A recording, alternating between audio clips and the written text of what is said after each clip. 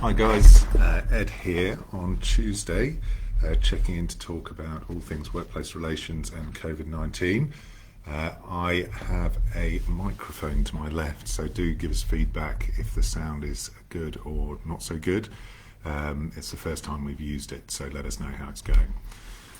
So, a few things today. We're going to start with structure, mainly because I'm convincing myself that I need to make sure that my communications are more structured day to day, including those to you and to my staff here at EmploySure, really trying to live out that mantra of being clear, consistent and concise in the way that we communicate with our staff. I think, another example came out today of the opposite of clear, consistent and concise communication and how difficult it can be. We're all just about familiar now with the WorkSafe documentation that went out a week or so ago, where it said that there were 1,300 new documents, Christian Porter stated, as though that was a good thing. I think I joked at the time that the government sort of does our marketing for us, and that to put that many documents on a website and expect a busy small business owner, amongst other things, to work their way through them. There's a new document though which sort of confirms that the government does our marketing for us today, and that there's a thing called the My Business COVID Safe Plan, which you can get online, and I've just had a crack at doing it myself. It's again mind-bogglingly difficult, unnecessarily difficult, to be honest. This time it's only 14 pages. I say only with a slight sense of irony, but it's filled with graphics and confusion and so forth. That's meant to give you some form of structure as to how you're working with this, but the reality is that it just needn't be that complex. In fact, the more complex it is, the worse it is. And I mentioned yesterday a podcast that I'd listened to. I don't know if we put that up actually on the website. If we didn't, we'll make sure we did. We do today. But it was by this guy, General McChrystal, a US military leader, who said that in times of crisis, he always laughs if someone says, I've got 10 or 20 priorities, with his view being that if you've got any more than 3 priorities, you haven't got any. And the same could be said by a crisis management document, which is 14 or more pages long. If you've got a 14-page document, you don't have a document, frankly. You need something that's much more accessible, much more simple, that you can understand and consequently your staff can understand. Remember, we've talked about communication on here before, and talked about this idea that you know you're communicating well just when you sort of get bored of the narrative or the message yourself. And you've got to remind yourself of your planning. Bear in mind that you live this every day. What you think is clear is probably not so clear to your staff, because you're living and breathing it all the time. You need to really communicate in a clear, concise and consistent manner with your staff to make sure that they hear exactly what their responsibilities are coming back into the workplace. The risk otherwise is, of course, that you end up with staff coming in and not adhering to protocols and causing new problems from a safety standpoint. Keep communicating with your staff is a short message, the concise message, if you like. The clear message is make sure that you have a plan which is nice and simple, but is also consistent with what you've been doing so far. Nothing wrong with it evolving, but you don't want to be bouncing around and changing your views and narrative going forward. So there's my little soapbox piece about structure and communication. I'm now going to go on to the pivot, and it's a pivot of sorts today. I'm going to keep banging the drum of the need to spring back, particularly over the next week or so.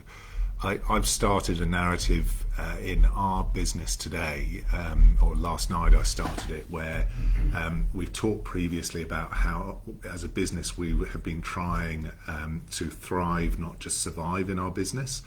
And I've slightly changed that narrative in the last 24 hours to say, look, the reality is that none of us as businesses are going to be judged on how well we executed the beginning of the crisis. We're all going to be judged on how we execute the end of the crisis, how quickly we get back to work, how quickly we get back to previous levels of business and hopefully beyond. And so we've started talking about finishing strong here as a business. I think we can all, with increasing confidence, say that we're closer to the end than the beginning of this.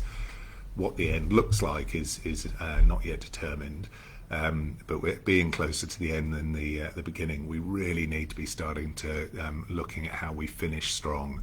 And not just live out the remaining weeks or months of this, sort of drifting along with a bit of JobKeeper here and sticky tape there just to hold our businesses together. We've got to finish strong.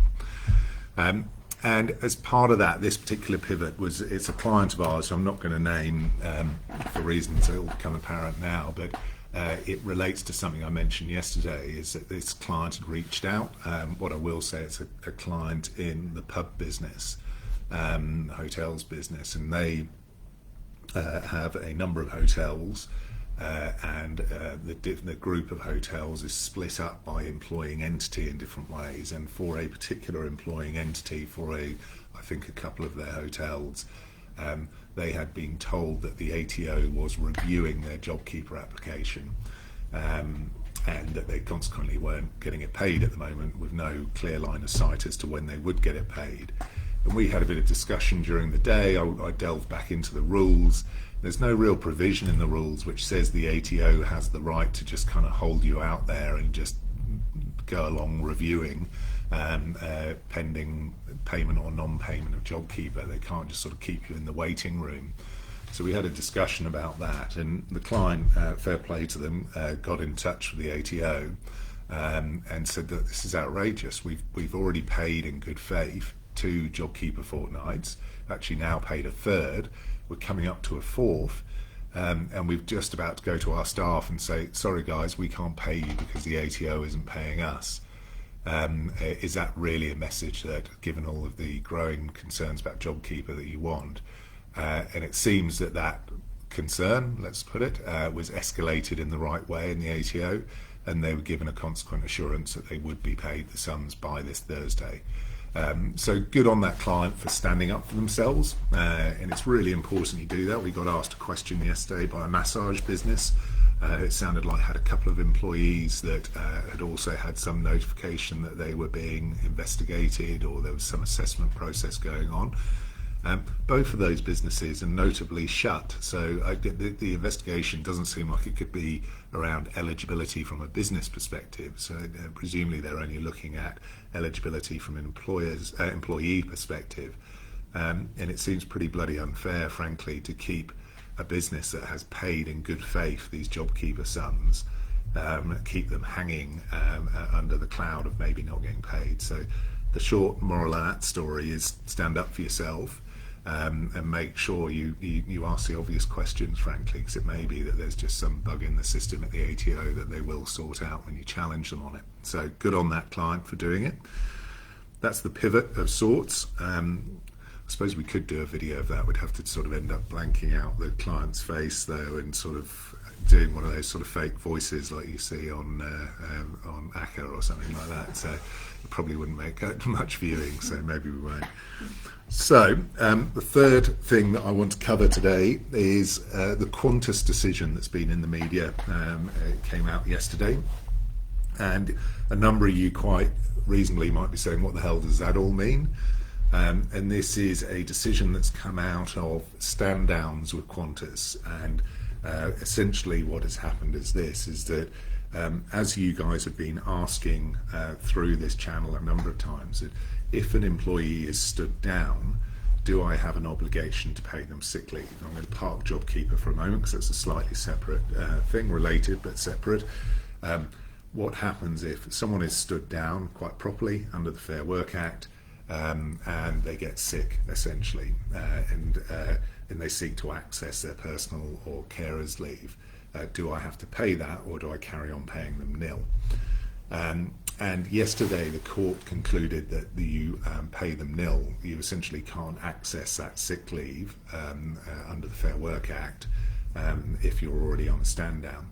What was less clear is what happens if you were already sick when you were stood down, which is a question that we see arise quite a bit. It might seem like a really niche set of facts, but it's not. It happens quite a bit. You've got someone that either has been on some form of long-term sick and maybe has accrued entitlements and they're getting paid. Does that stop at the moment that they and other colleagues in their roles are stood down? It's not entirely, it seems to be that the court has said, yes, actually at that point there is no work for them to properly do, they therefore shouldn't get paid, notwithstanding the fact that they're off sick, but that bit is a little bit grey still. And the reason I think that's important is that what we've increasingly seen from employees is a tactic that I know a couple of you watching have suffered as well, which is just when you want to move forward with a JobKeeper enabled stand down and you are saying in accordance with the consultation requirement of a JobKeeper enabled stand down, next thing I'm going to go through what that looks like for you on a practical level. But you say to an employee, I'm considering putting you on a JobKeeper enabled stand down, I'm required to have a consultation process with you, what are your views, in brief. And the employee in response to that, before you can actually stand them down, because those 3 days haven't expired, gets signed off by a doctor on a 1 month sick leave, which until the Qantas decision, it seemed reasonably clear that you were kind of stuffed and that you had to pay that employee their sick leave, assuming they had it accrued, at their full pay rate rather than at the reduced JobKeeper rate. You would get the JobKeeper to subsidise their sick leave because they'd nominated and so forth, but you looked like you were going to have to pay them at full pay. The Qantas decision seems to favour an employer position on that, which would be, nah, you know what, you can't game the system in that way. You can't just suddenly chuck me a 1 month sick leave certificate, and I'm being a bit cynical, appreciate, and assuming that certificate is somewhat less than genuine and it's just a doctor that's willingly signed them off. Then it seems that the Qantas decision, at least arguably, gets you to turn around and say, I'm sorry, you're still only getting JobKeeper. Which is a really interesting point for anyone that is finding that they're getting gamed in this process, potentially by their employees. So hopefully that's reasonably clear in terms of what the Qantas decision means. Vis-a-vis JobKeeper, the way in which it will now work is this, is that if you've got an eligible employee and you are seeking to do a JobKeeper enabled stand down, or indeed just a reduction of hours below the $1,500 a fortnight amount, then what would happen is this: if during that period of stand down, if someone was sick, you would continue just to pay them their sick leave either at their reduced hours or just on the 1,500, topping them up just to the 1,500, or if they're on nil hours, you would carry on doing JobKeeper. But what you wouldn't do is start taking them back up to their full pay level. Equally, for the example I've just given, well, I say equally, I'll be careful on this. The example I've just given of someone that goes on sick leave or is already on sick leave at the point at which you enable a JobKeeper stand down. It seems, and I say seems, unfortunately the decision wasn't totally clear on this, that you would be able to say, okay, I was paying you full rate, you and your colleagues are now on JobKeeper enabled stand down, I've done my consultation and so forth, I'm now only going to give you JobKeeper going forward, notwithstanding the fact that you're already on sick leave. So that's the way in which that decision has a practical consequence on JobKeeper as well, and some of you might have questions about that as we go through. Just whilst we're on JobKeeper stand downs, I just wanted to talk you through what a stand down process would look like. I've had a few questions from people saying, how does this work? Can I do this for some people but not all people? Those sorts of questions. So first things first, you can only do JobKeeper enabled stand downs for people who have been nominated for JobKeeper. So if you had a staff member that didn't sign the nomination form, or is otherwise not eligible because they're, let's say, a visa holder or didn't have the requisite service as a systematic and regular casual, then you wouldn't be able to do JobKeeper enabled stand downs for them. It's only for those that have signed up to the JobKeeper and are going to get paid it come what may. So that might cause some divisions in your workforce and some problematic questions about, okay, well, I want to stand down some people but I can't this person, what do I do with them? just as a starting point for that, I would advocate what we did as a business in that regard, which is trying not to fall back on the JobKeeper enabled stand down, which is this unilateral power of an employer to send people on stand down even if they don't want to. To me, given that you've got to consult for that anyway, a really good consultation process means explaining the position to explaining the position to your staff, having a really good, transparent communication process, and a degree of understanding that leads to a mutual agreement. So we took the view here that we would, first of all, regardless of whether someone was eligible for JobKeeper or not, whether we're going to get paid JobKeeper, I don't know, all those things are swirling around. We didn't want to do anything that wasn't mutually agreed. At least we wanted to try and mutually agree things, first of all, by having transparent, good communication. So just because someone is not JobKeeper eligible doesn't mean that they couldn't have their hours varied or they couldn't go on some form of unpaid leave if that's what your business requirements are. So you could do that by collectively discussing with the entire employee base, regardless of their JobKeeper eligibility, what your needs are, making proposals to them. Now, of course, the person that's not getting JobKeeper might say, hang on a second, this is obviously less favourable to me. That person's going to get $1,500 for doing nothing. I'm going to get nothing for doing nothing. What's going to happen about that? And you might consider things like, okay, because of JobKeeper, I'm now in a position to afford to pay that employee to go on a period of otherwise unpaid leave, and I might pay them something that looks like the $1,500. You can make commercial decisions like that so that you level the playing field, essentially. So that's a tip as to how you might deal with those different statuses of different employees. But if you didn't want to do that, or maybe all of your employees are JobKeeper eligible, but you only wanted to do a JobKeeper enabled stand down for some jobs, and you were doing that because the job had less requirement at the moment than other jobs in your workplace, for example. You can do that. You don't need to apply a blanket stand down rule. You can do it right down to the individual person. I would be careful about the selection of individuals vis-a-vis other individuals. There's always a risk that that just causes a complaint and conflict, which could equal something like a discrimination complaint. But be very careful with that. But let's just assume you're taking job categories for the moment, and you take job category A and you want to stand it down, and you don't JobKeeper B. Maybe you just want to reduce the hours a little bit on B. That's fine. You can do that.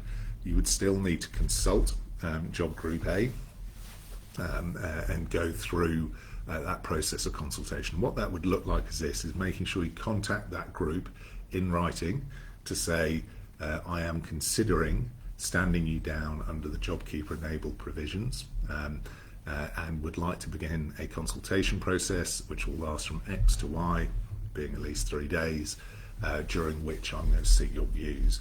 I'm going to start the process by having essentially a kickoff meeting where however many of us there are will meet, so that you can have initial discussions or questions as to why we are considering this.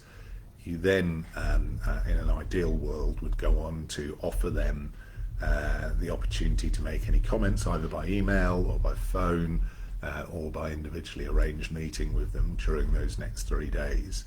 And you'd seek to respond to their comments, giving answers insofar as you can to their questions, taking on board their feedback and considering it against the need to make stand downs.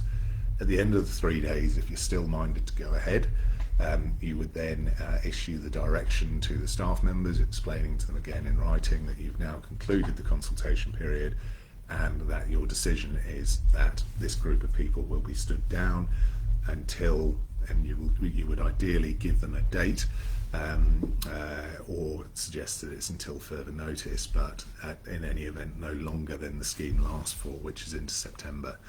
You can hear a bit there, by the way, just as a bit of a tangent as to how difficult it's going to be for Scott Morrison to shorten or change the scheme. You've already got all these people on enabled stand down. What's he saying? That the day he clicks his fingers that we've suddenly got to take them back in and have all of the costs associated with that. You'll end up with a flood of redundancies and things like that, which is why I just don't see that for the legitimate use of the system of the JobKeeper process, you're going to end up with any significant contraction of it.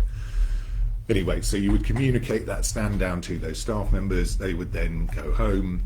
You would carry on paying and applying for JobKeeper, but by this stage they're stood down, so you're only paying them the $1,500 top up. You don't have to pay super on that, and you would go forward from there. You may have staff raising questions with you during that. I had a really good conversation by email with a client overnight who said that they're just going through the process now of paying stood down staff the $1,500 a fortnight, and the staff members are now kicking up's probably a bit strong, but flagging that they're not sure they agreed to that. Why am I only getting this, not that? And the reality of that situation is actually this client quite fairly appraised was that they hadn't executed their communication properly with staff, so they've gone through the process of doing all of this, and they think that it's now clear as anything, but unfortunately the staff don't. So, which is a really good example in communication when you've been living JobKeeper, and frankly, if you're interested enough in JobKeeper that you're listening to me for an hour a day, then you're probably pretty much really in the detail, and your employees are just going to be in a completely different world to that. And when they only get $1,500 in their account, even if you've already stood them down, you're probably going to get some questions. You might even get some frustrations that you're going to have to deal with. You will know that you've done a really effective job of communication if you don't, and everyone knows what's happening and why it's happening and so on. But be very careful of that. So anyway, I thought that would be useful just to go through a rough process on JobKeeper enabled directions. Remember the stages to make sure they're in writing, notifying people of the beginning of the consultation process, notifying them at the end of it, giving them the direction.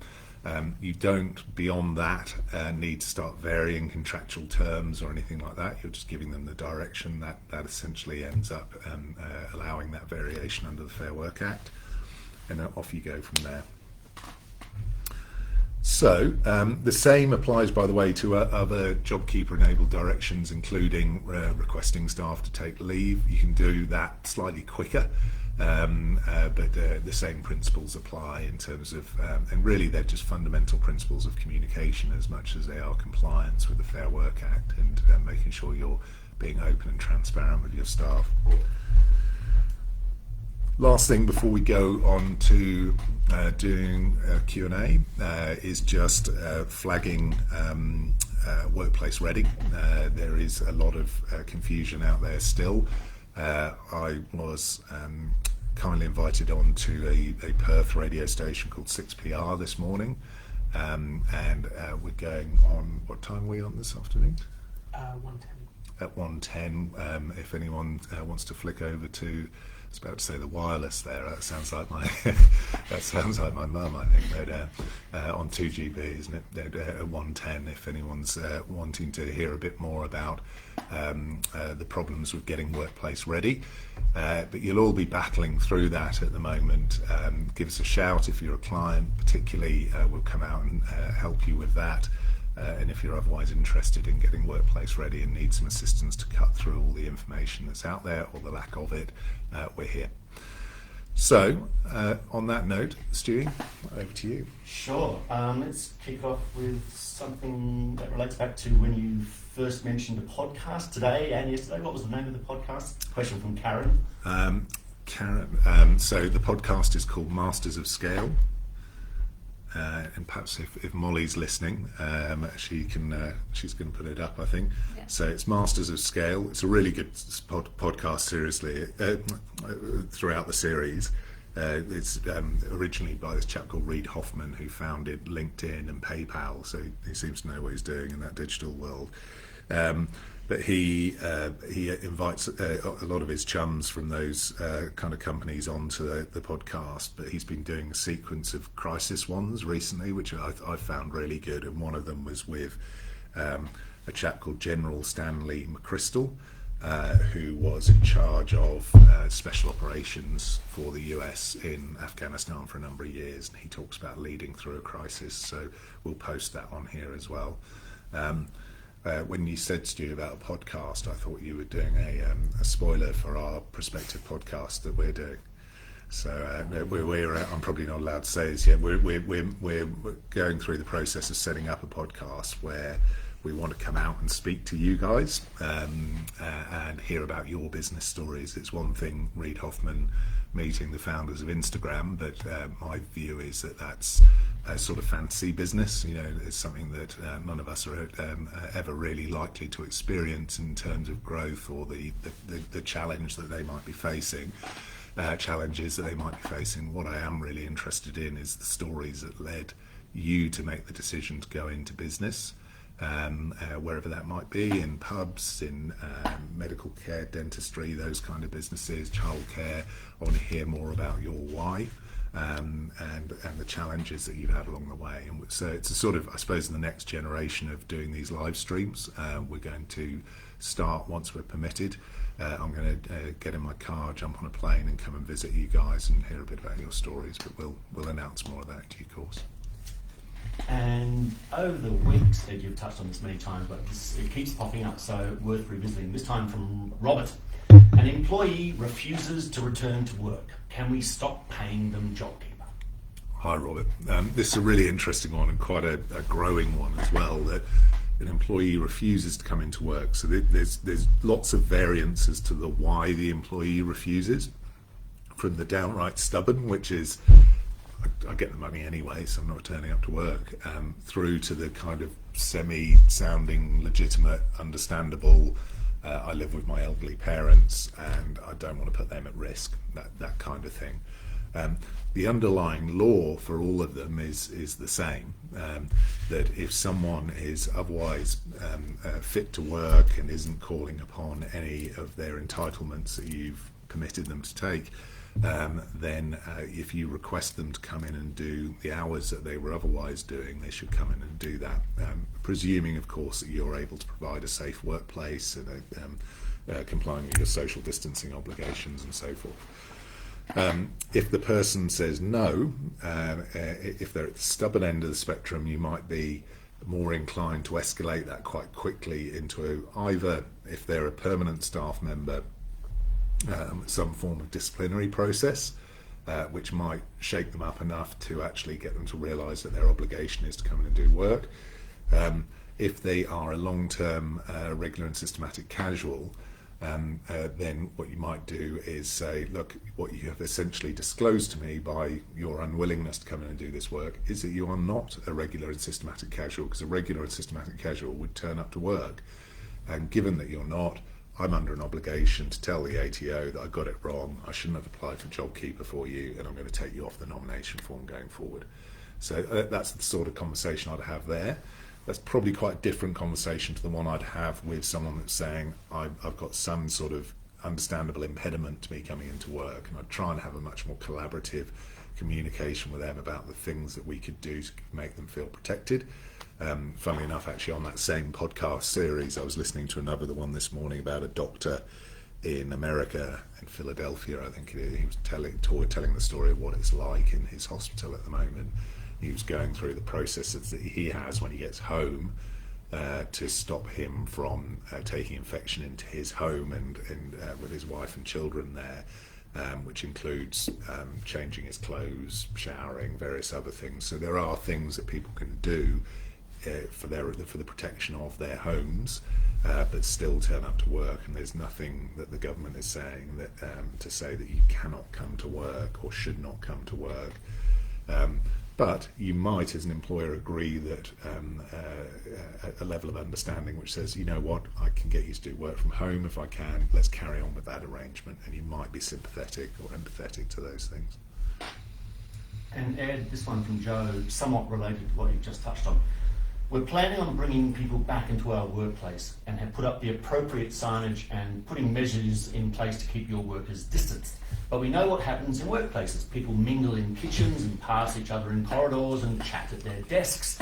At what point does the liability for the business owner pass to the individual employee? Good question. And the as always, grey answer to those sorts of questions, unfortunately, is that this word reasonableness sort of hangs over your business like a cloud. Have you taken all reasonable steps to increase awareness, to enforce those social distancing requirements? ultimately you have adults in your workplace, and if you've given them the requisite training, requisite understanding, requisite awareness, if people persist, there's very little you can do, to be honest. I think, bear in mind a practical thing, which is I know there's a sort of growing fear of people getting some sort of prosecution for people catching COVID in the workplace. I'm no epidemiologist, as I've said on here before, but it just seems to me the causal connection between someone getting it at work, even if they knowingly got it from a colleague, versus them getting it because they touched the same button in the lift or touched the door handle at the coffee shop. How anyone would ever actually connect those things. So it's the careless businesses that will end up getting in trouble for their safety.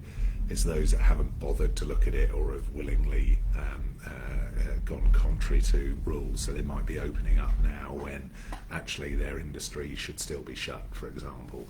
Those are the businesses that are probably going to get it in the neck if anyone does. I think the point about people is a very fair one. We've seen it. I mentioned here last week that we've seen it here already, that we've been living and breathing this professionally every single day. And look, not to understate that how the general predisposition of someone who's out living this as well in society, but the societal experience of it's quite different, I think, to an employer's experience. There's still some sort of a sentiment that this is a bit quirky and a bit interesting, and I've sort of had this weird dislocation of being off work or working from home. And you only need to see that when you pop to get your coffee or whatever else it is.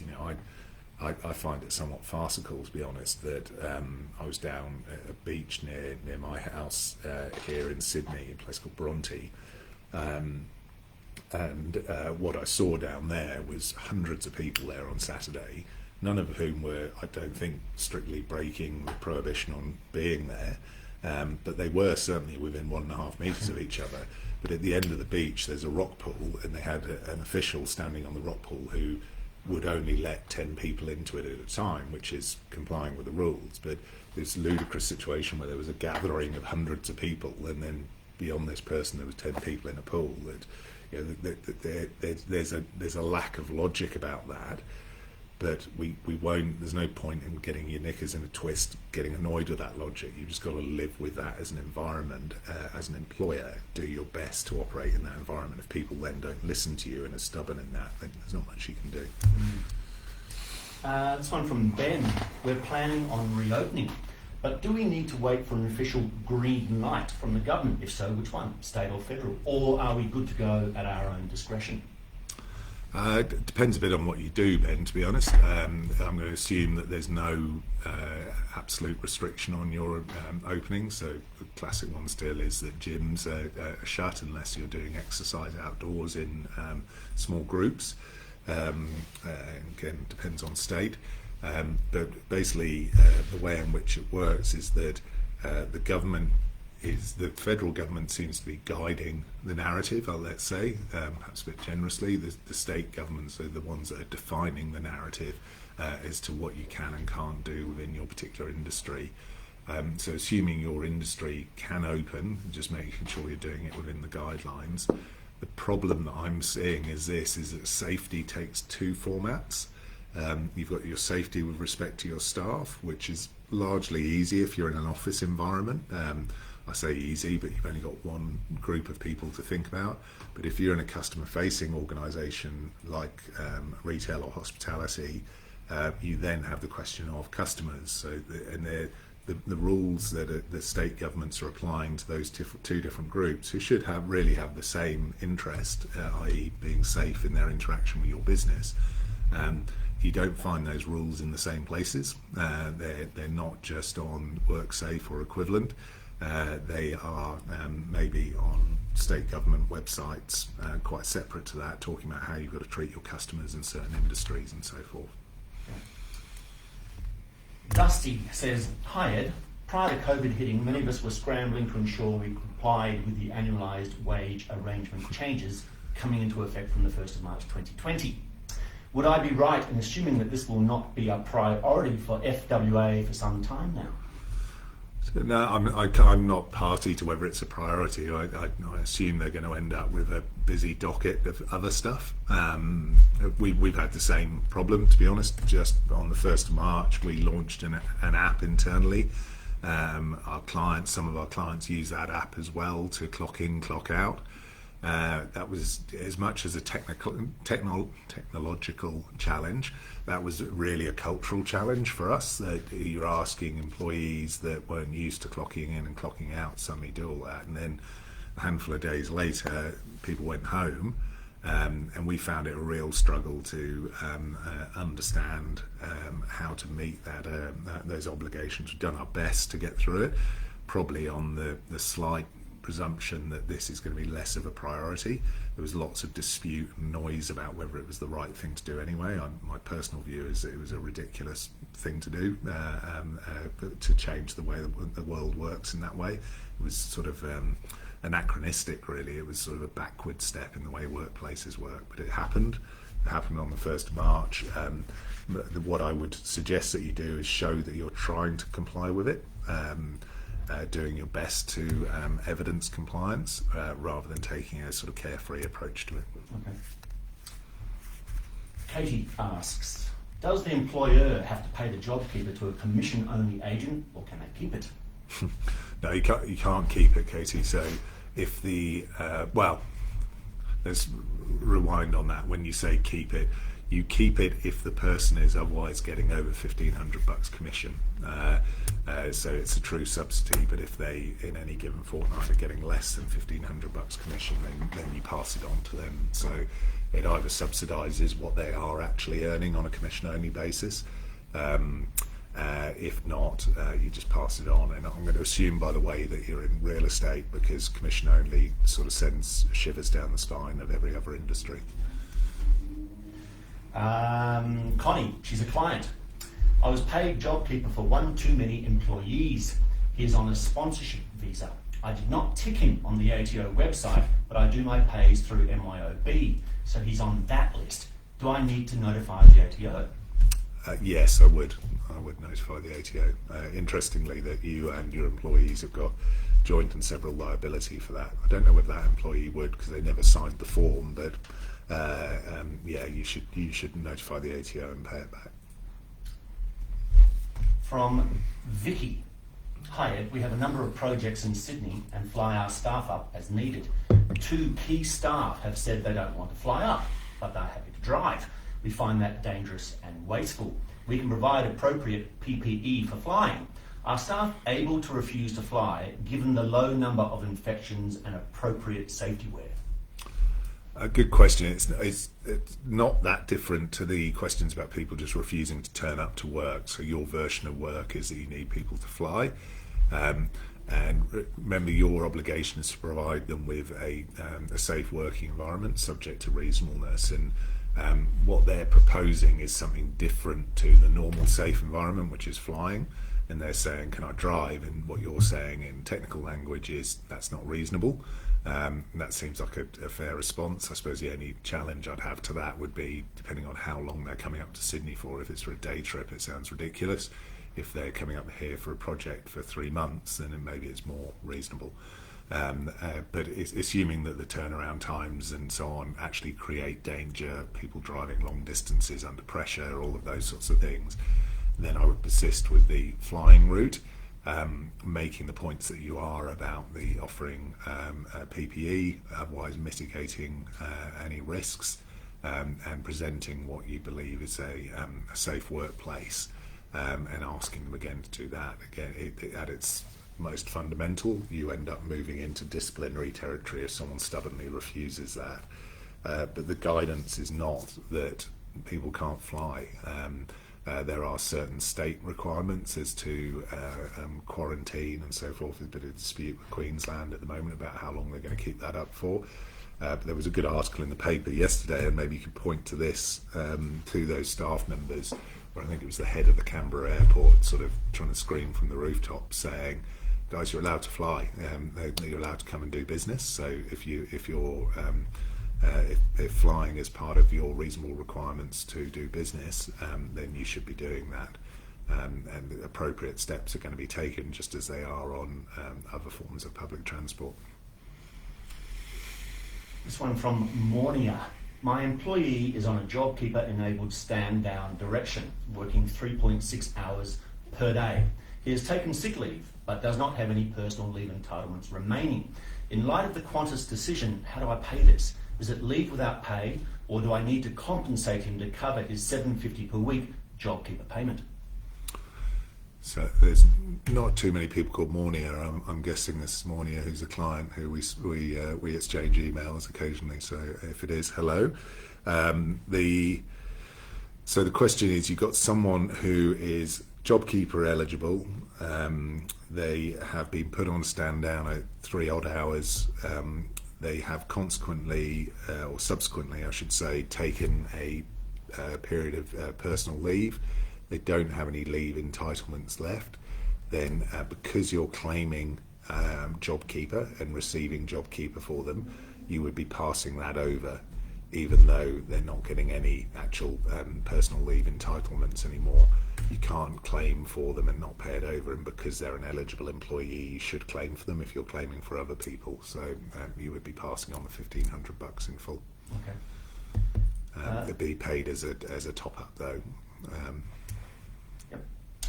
This is from Wayne in Western Australia. Hi Ed, firstly thank you for all you and your team have done to assist us through this difficult time. You're a boss I'd like to have. A simple question for you. We are a motor vehicle dealership in country WA that has lost over 50% of turnover. We have 2 eligible full-time employees who have resigned.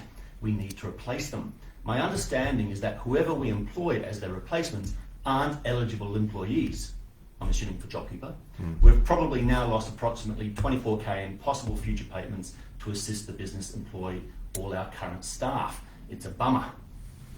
It is a bummer, yeah. That's the frustration with, so someone leaves, you bring someone new in, you can't get a JobKeeper for them. There's another version of this which I've heard from people, is that they're asking people to do reasonable alternative duties, and that someone's stubbornly saying no and getting stuck on JobKeeper, and they're ending up having to hire casual labour to do the duties that they're having a dispute about the person doing. So they're paying for the casual labour and they're giving someone $1,500 for doing nothing, which is equally frustrating. So there are different versions of this. I say that, Wayne, just because a problem shared is probably at least solved to some degree, that you're not alone in those frustrations. It's very annoying. From Delia, an employee has a medical certificate to self-isolate. He is JobKeeper eligible. He has available sick and annual leave. If he decides to take unpaid pandemic leave, do we pay him JobKeeper?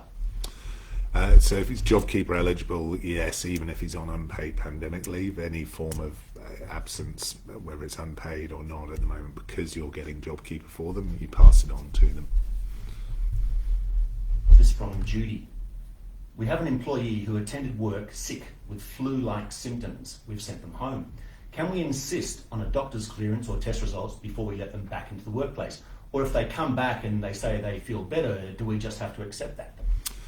In ordinary circumstances, there's no provision under the Fair Work Act for a positive requirement for clearance to work in that circumstance, unless it's some form of workplace injury that you need to understand what your obligations are on that.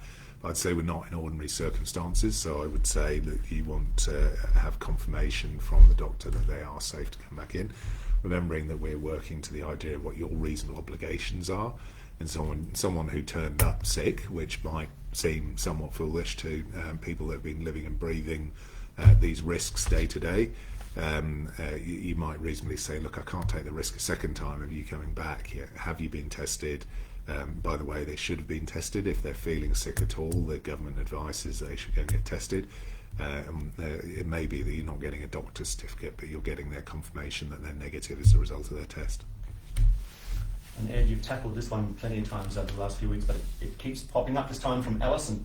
I have a casual who was under 18 at March 1st, but not a full-time student, so is eligible for JobKeeper. She has just let me know that when we open again, she won't be able to do all of the shifts she currently does because she'll be starting a nursing course in July. Does this mean that when she starts her course, she was no longer eligible for JobKeeper? And how do I go about that? does she need to do a new JobKeeper nomination form? Good question. I mean, there's a bit of a pathway through that one. I just want to go and check. It sounds like it's a question that we should have worked out before, but the nuance of that, of someone becoming ineligible during JobKeeper, I just want to check what the rules exactly say on that. This is from Stacey. Given sick leave does not need to be paid under JobKeeper enabled stand down, does annual/sick leave still accrue during the stand down as per pre-stand down hours? And what if the person agrees to reduced hours under a JobKeeper enabled direction? Does leave accrue at current or substantive hours?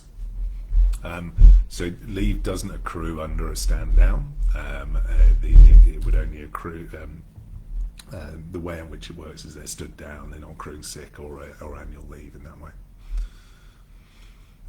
And you've touched on this plenty of times too, but worth revisiting from Lisa this time. Can an employee that has been correctly stood down and is receiving JobKeeper payments request to withdraw their nomination to go on Job Seeker? Then, when they are to return to work, are they able to re-nominate and go back onto JobKeeper? So I looked at this in a slightly different context the other day of swapping employers, and you weren't allowed to swap employers. I don't believe you're entitled to stop and start in that way. But again, I'd like to just check the rules and the memorandum on that to be sure. Okay. Pretty detailed question, that one. And a follow-up from Robert from a few minutes ago. Robert says, thanks for taking my question, Ed, but you didn't say if we could stop paying JobKeeper to the person who won't come back to work.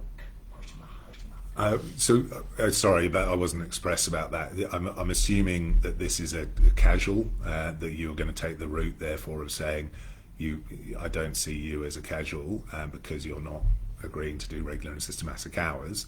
I'm therefore going to stop applying for JobKeeper and consequently stop paying. You would, in essence, I'm assuming you've paid up to date. When it comes to the end of this next fortnight, you would say, no, I'm not paying you for that, and go from there. And you wouldn't claim for them then at the end of this month when you put in your application. Okay. This one from Michael. Thanks for the insight around stand downs, Ed. Do you have any thoughts on guidance around having difficult conversations with employees? It's a difficult process for all involved. It's not the legalities I struggle with, it's the human element I find difficult. Yeah, I agree with that. I think that it's probably something I've learned more and more during this crisis as well, that those human elements, those conversations, just when you think people have heard what you have to say and they haven't, and there's been confusion and so forth. So the starting tip on it is probably that mantra that I started today with, which is be clear, consistent and concise in all conversations. And just looking at each of those as a subheading, I suppose. Being clear often means being very simple in what you're saying, not patronising, but simple, transparent. Asking people to raise questions and encouraging them to raise questions, both by saying that, but also by your body language. Of course, we've all been in meetings where we say to someone, "Is that clear?" just as we're walking out the door and not listening. So people might feel intimidated in asking questions. Make sure you give them the right opportunities to ask those questions. Maybe not in a group environment all the time, but privately or by email if they don't like conflict and those sorts of things. Be concise. I can't emphasize enough that brevity, insofar as possible, is really crucial in communication. So I, for example, try hard to limit my emails to no more than 3 paragraphs when I'm writing emails to staff. I try to make sure they're always visible within one computer screen. Anything longer than that, and even that, to be honest, one full computer screen feels too hefty. And if it needs to be longer, I'd suggest doing it in separate communications so that it's fed out in a slightly more piecemeal way. And being consistent, of course, is crucial. That if you keep banging the same drum, people are more likely to hear the beat eventually. But if you change the beat or change the drum, people are going to get confused. And talking of that actually on that same Masters of Scale podcast, the best episode on there about communication, I found it totally mind-blowing for me and listening to, was by a chap called Jeff Weiner, Weiner, who is the CEO, certainly was then, the CEO of LinkedIn, and what he does to emphasise communication. You might hear a few of his thoughts having snuck into my comments as well. This from Sharon. Is the JobKeeper payment considered as part of your income for the month? It is if you've done the work. Wait, I'm going to break that down. So if you've done the work and you're getting paid salary in the normal way over and above, or at $1,500 a fortnight, then it's just considered salary in the normal way. If you're not working, or you're working less than that, so you get your wages and then you get essentially a JobKeeper top up. And Ed, in line with our 45-minute Yep. constraint, can I finish with a comment? Go for it. This from Jim. Ed, I don't have a drive-in cinema, but I'd be on a podcast with you. Good, thanks, Jim. Particularly good if you've got a business, Jim. I hope that's good. Even if you don't have a drive-in cinema, as long as you've got a business to talk about, I want to hear about it. So I'm just fascinated. I always am about. That's why I love working in the business, in EmploySure and with small business. That you just hear so many different stories. There's all these sort of weird and wonderful things that we all do, and you want to say, how on earth did you decide to get into that? And would you do it again? Probably is another question if you got the chance. But I really understanding people's purpose, because I just find it totally fascinating that we all have these totally different small businesses, and even within similar industries, they're all run in different ways because of the characters that set them up. So I'm looking forward to going out and meeting some people. Great, good stuff. So shall see you tomorrow, and thank you very much for your time. If you've got any pivot stories, please do send them in as to what you're up to. And also have a look on employsure.com.au/workplace ready if you need support with that.